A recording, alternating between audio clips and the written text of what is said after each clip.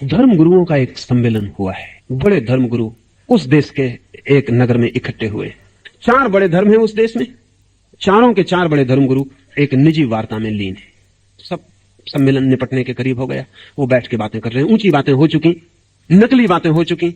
अब वो बैठ के असली गपशप कर रहे हैं।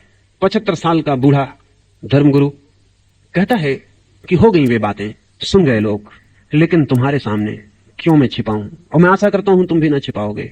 अच्छा होगा कि हम बताएं कि असली जिंदगी हमारी क्या है। मैं तो एक ही चीज से परेशान रहा हूं, वो धन, और दिन रात धन के विपरीत बोलता हूं। और धन पे मेरी बड़ी पकड़ है। एक पैसा भी मेरा खो जाए तो रात भर मुझे नींद नहीं आती, या एक पैसा मिलने की आशा बन जाए तो भी रात भर एक्साइटमेंट रहता है और नींद नहीं आती। बड़ी धन ही मेरी कमजोरी, बड़ी मुश्किल है, इसके पार में नहीं हो पा रहा। क्या आप में से कोई पार हो गया तो बताए।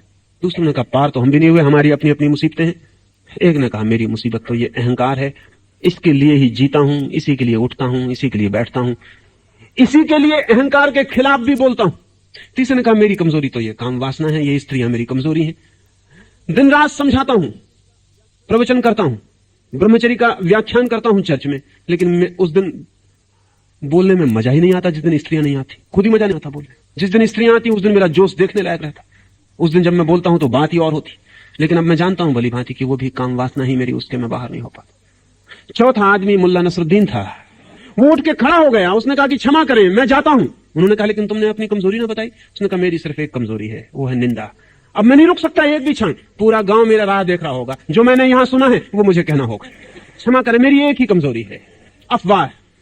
और अब मेरा रुकना मुश्किल है। की कोशिश की, तू ठहर भाई, तेरी ये कमजोरी थी तो तूने पहले क्यों ना कहा, इतनी देर चुप क्यों रहा।